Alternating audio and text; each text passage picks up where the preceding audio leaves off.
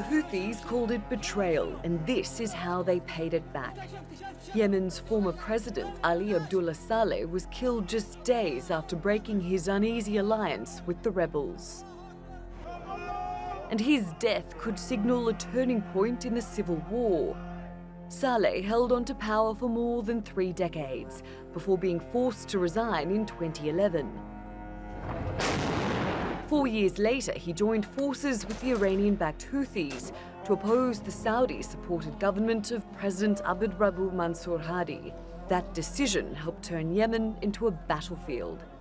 Then, late last week, Saleh shifted his allegiance to the Saudi-led coalition. We promise to our brothers and neighboring countries that we will be ready to sit at the negotiating table if they lift the siege and cease all military operations. It's a tactic which appears to have cost Saleh his life and thrown Yemen even deeper into chaos.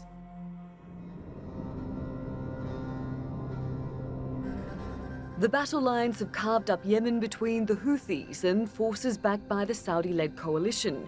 Pockets are also controlled by terrorist groups that include Al-Qaeda in the Arabian Peninsula.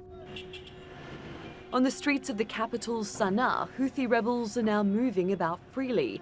Only days ago, they were battling Saleh loyalists.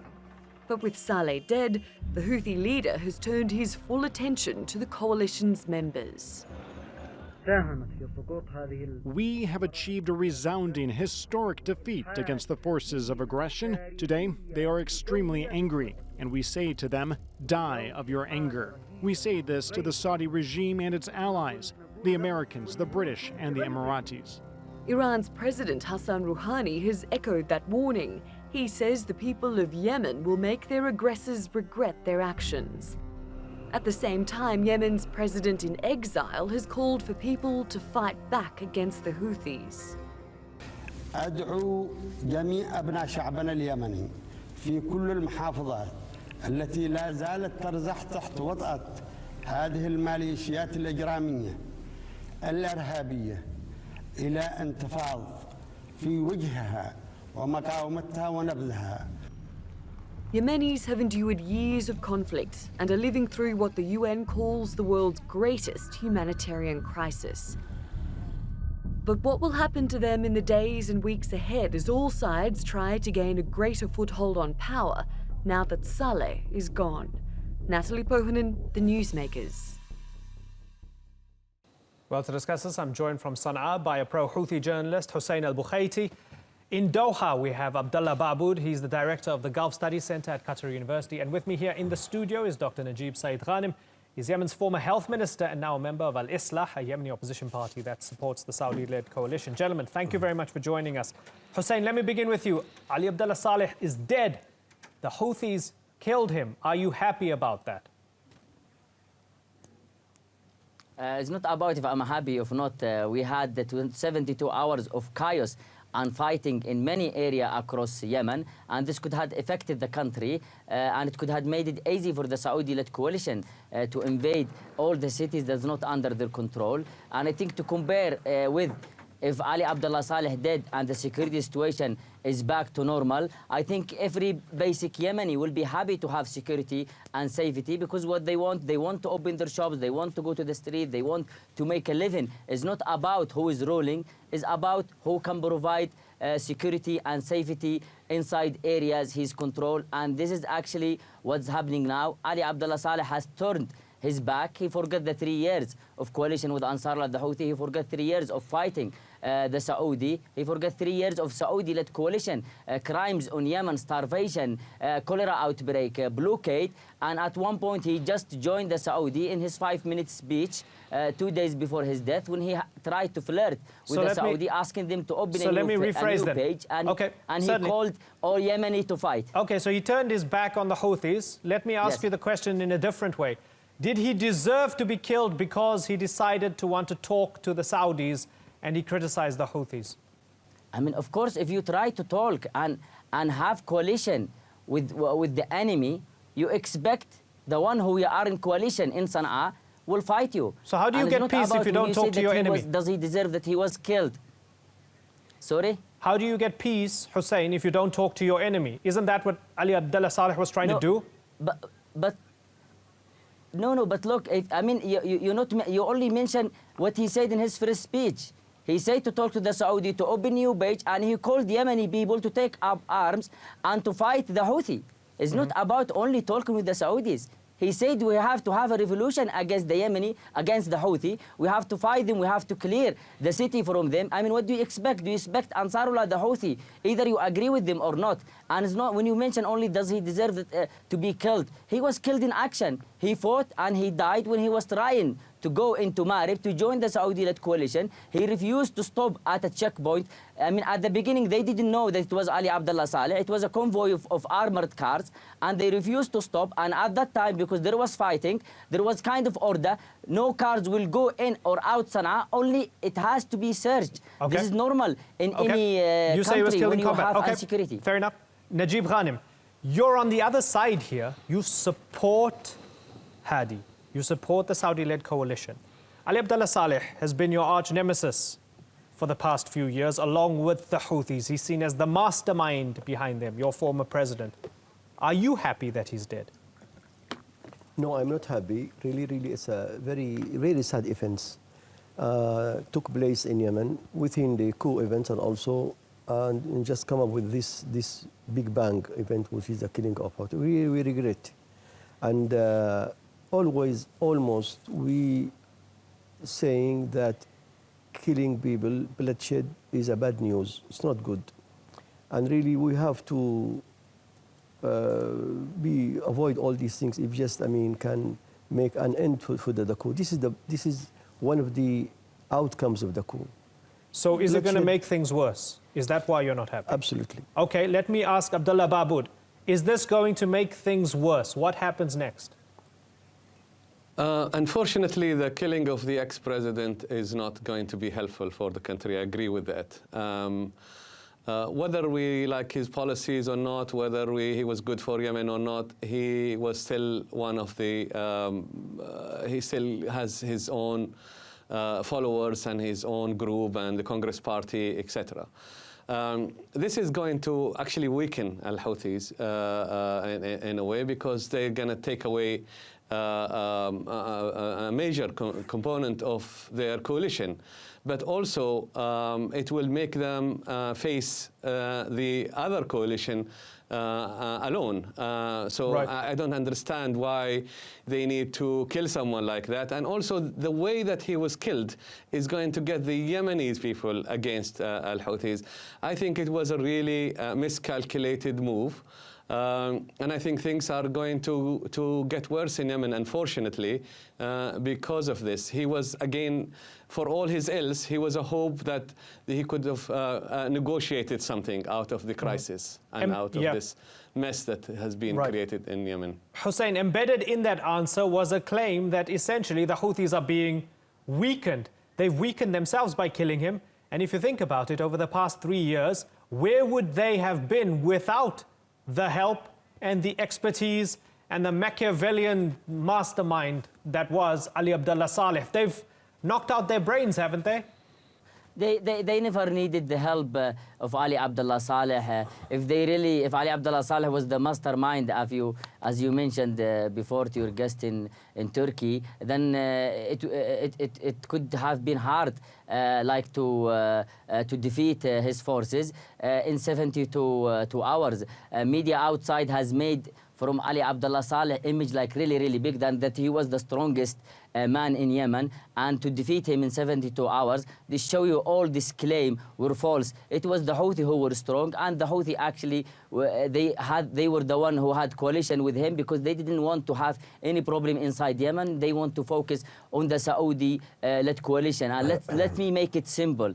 Like, if you have 2 head chefs in one kitchen, things will go messy. If you have 1 head chef, he can have more control. This means Ansarullah the Houthi are stronger now. They are the one in full control. they have seized all Ali Abdullah Saleh army base. This means they have more weapons. And just I want to add something to your guest in Turkey when he said killing people is bad. We know that killing people is bad, but what about 12,000 people who have been killed by the Saudi-led coalition, which the Muslim Brotherhood supported?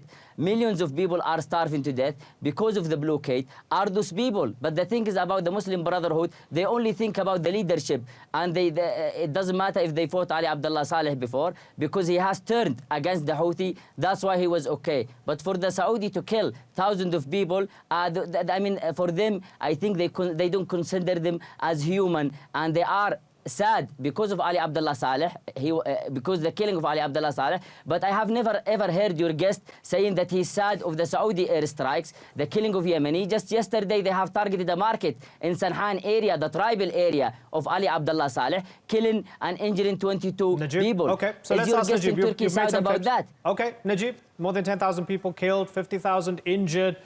A large portion of the population is reliant on food aid and in terrible dire straits medically, cholera's everywhere. Does that make you sad as well?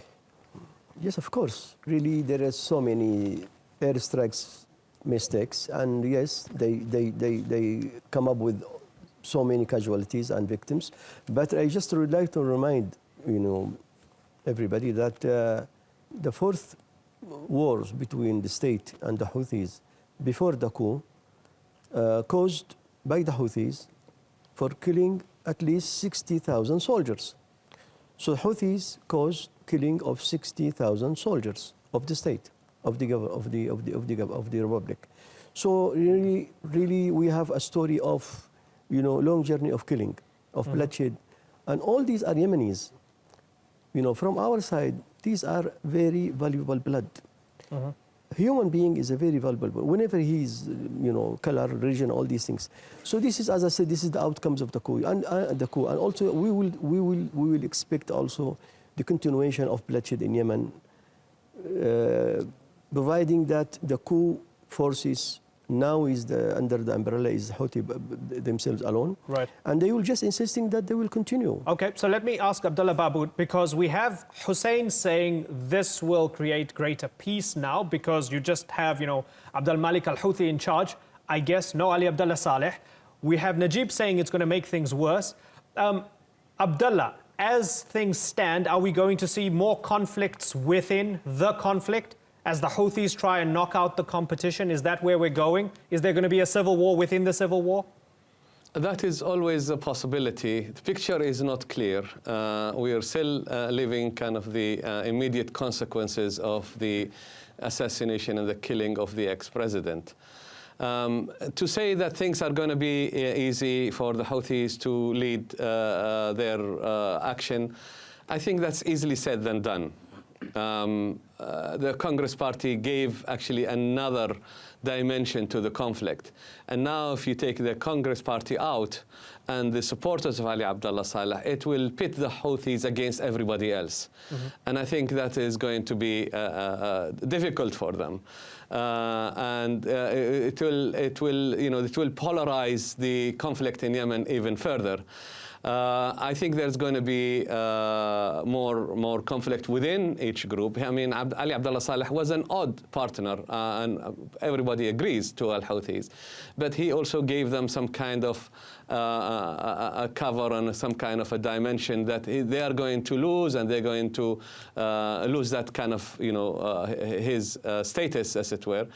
And pit people against them. I think the Yemeni people are going to be very unhappy, despite the fact that Ali Abdullah Saleh wasn't liked by many people in Yemen.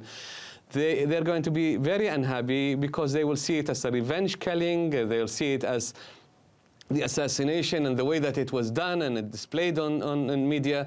It does really look bad for al-Houthi, and I think there is going to be more conflict within, and it might even lead to the other countries that are supporting each group to intervene even more, seizing the situation. And I think what is happening in Yemen is disastrous for everybody. Everybody is to blame in this game. There is no one party to blame. All of them have committed problems here and committed killing and so on. And that's war needs to end as soon as possible. And Al-Houthis, Abdullah Saleh was going to be one of the options, and now that option has gone, unfortunately. And I'm not sure whether Al-Houthis have a plan for peace talk. Hussein, given that Abdullah's saying that some of the countries involved might want to intervene even more, are you preparing for more Saudi airstrikes, the coalition more heavily involved, more death and destruction, and an uglier war? The Saudi has been doing this for the last 3 years, as well in the last 72 hours. They have actually done more airstrikes on Sana'a, targeting position used to be under the control of Ali Abdullah Saleh. They tried to help Ali Abdullah Saleh because it was good for them, for chaos to spread in Yemen, so they can control. But as I said, it's always when you are strong on the ground, it means you're gonna be strong in any peace talk or in any negotiation. Either you agree or you don't. Either the Houthi it did a coup or it was not a coup, but the Houthi did, as your guest said in Turkey. But the main point is this was an internal matter. There was a coup in Egypt, a coup against the first elected president, which is President Morsi, and he was from the Muslim Brotherhood. And now, but no one has interfered. And now Sisi, he's in coalition with the Saudi-led coalition with the Muslim Brotherhood party, which your guest from Turkey is a member of. Your analogy. So how can you be? So how can you want? Fair enough. And you put out your brotherhood analogies, but you know I'd like to keep us focused here because we discuss Egypt, we discuss the Ikhwan, we do that, right? Clearly, you have an issue with the brotherhood. That's fine. But how can you say the Houthis are in control of the situation when the place is a dystopia on the ground? Now, yes, there are those who believe that the blockade is responsible for the terrible situation on the ground. But then there's also evidence to show that the Houthis actually hoard a lot of the goods. They hoard a lot of the food, right? So how can you say they're in control of the situation if people are starving? I mean, how can the Houthi hold, as you said, all the food when all the port are destroyed and all the airport are destroyed? Which food you talking about? I mean, how can they? I mean, if there is only 1% of the food coming into Yemen, and there is 99% of the food stopped because of the Saudi blockade. So the main reason is the Saudi-led coalition, because when Ansarullah, the Houthi, seized power, either you call it a coup or not, in 2014, for 6 months, everything was fine, airports were open, food was coming into Yemen easily, and there was no problem. And they show you that the problem is not with the Houthi. It's just when the war started, the blockade, the bombing of market, the bombing of everything in Yemen, bridges and everything, this will actually damage the Yemeni people. And when I said the Houthi now is stronger, and you said how can security be better, in the last 72 hours, there was fighting in many areas across Yemen. Now, there isn't anything. So I'm telling you what I can see with my eyes. It doesn't matter what people feel, but I can see on the street there is security. 3 days ago, we couldn't go to areas in south of Sana'a. Now we can go anywhere across the country. Okay, so I'm telling you about what I can see. Okay, fair enough. People outside, they're not living here, so they have no clue. And we'll watch it closely, and I hope it doesn't flare up again, because we'll invite you back on the program to ask you, you said things were going to be okay, and how come they're not? I hope it doesn't get to that. Let me ask you, Najib, the man you still refer to as your president, Mr. Hadi, he went on TV, he told people to rise up against the Houthis in the immediate aftermath of the news coming out that Ali Abdullah Saleh had been killed. But people didn't. So what does that tell you? Does it tell you that the vast majority of Yemenis don't really love Hadi as much as maybe you think they do? We are in desperate need to stop this coup, and also we are in desperate need to come up with peace and stability in Yemen. But whenever you find this, rule implemented by force, by weapons, and against the legitimate power, which is represented by Hadi and the government, you can see, I mean, also you can expect the worst as well in the coming scenario. So I think, I mean, Hadi, he's right when he just encouraged people just to say no. But they stayed home. Yeah, because they are hopeless really, because they are in front of, force on the ground with weapons, coup force, and they are, ruling by force, and they intimidate people. And so, yes, I think for Abdurrabbo, maybe they just depend on either the national army or just encouraging people to say no for the Houthis. But really, maybe he has got limited options in this respect. Anyway, I mean, we are hoping that we can in the nearest future to see, I mean, an end for this agony of the people. But I mean, to be honest, really, I'm not optimistic, right. And we have to prepare ourselves for the worst. Abdullah Babood, what do you think Mohammed bin Salman and the Saudi-led coalition will do next, given that Ali Abdullah Saleh is out of the way? That's very difficult to tell, but I think the Saudi and the other Gulf coalition partners are shocked with what had happened. I think they were hoping that this, what was going on is going to lead to some kind of a negotiation with Ali Abdullah Saleh and his team, and or maybe weakening the Houthi side. However, I think they are quite shocked with what happened, and I think, as we have seen, there has been a quick escalation, if you like, of the conflict. As we've seen, they've been bombing Sana'a and other parts of Yemen as a retaliation. I think they will try and have a dialogue with his son. I've heard, I don't know to what extent this is true, that Ahmed Ali Abdullah Saleh has actually left the Emirates and went for a meeting in Saudi Arabia. The Ali Abdullah Saleh group and clan is still quite powerful. They still have the money, they still have arms, and they still have supporters. And I think they will start to talk to them and to see what can be done to win them over on one hand, and use them against al-Houthi, because now the al-Houthi will become a lonely group. But I think, this is not going to be the solution anyway, in my opinion and many people's opinion. The solution is to have a negotiated settlement, and I think the quicker al-Houthi comes up with a plan, right, to settle the conflict and to turn into a party that is recognized and within Yemen, but not a party that kind of controls Yemen by guns, then there is going to be some kind of a solution. And I think everybody wants this to happen. Right. They want peace for Yemen. We want peace for Yemen.